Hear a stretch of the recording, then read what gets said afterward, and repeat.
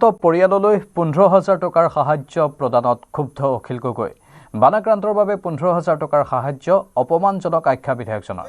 শিৱসাগৰৰ বানাক্ৰান্তক 10 লাখ টকাকৈ দিয়াৰ দাবী অখিল গগৈৰ। জিলাখনৰ বাবে মুঠ 4,000 কোটি টকাৰ সাহায্য আনিবলৈ মুখ্যমন্ত্ৰীক আহ্বান। অন্যথা মুখ্যমন্ত্ৰীৰ টেবুলত উঠি তাণ্ডৱ নৃত্য কৰিম বুলি হুংকাৰ দিলে অখিল গগৈয়ে। নহলে শিৱসাগৰৰ ৰাইজক লৈ মুখ্যমন্ত্ৰীৰ কাৰ্যালয় ঘেৰাও কৰিব বুলি হুংকাৰ দিয়ে অখিল গগৈয়ে। 15,000 টকা দিয়াটো মানুহৰ প্ৰতি অপমান হৈছে। 15,000 টকাৰ এককালীন সাহায্য দিয়াটো মানুহৰ প্ৰতি অপমান হৈছে।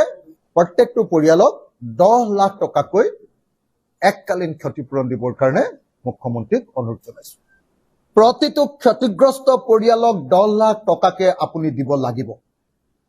4,000 কোটি টকাৰ যদি ক্ষতিপূৰণ দিব নোৱাৰে, আপোনাৰ টেবুলত উঠি এবাৰ মই তাণ্ডৱ নৃত্য, শিৱৰ নৃত্য দিম এবাৰ।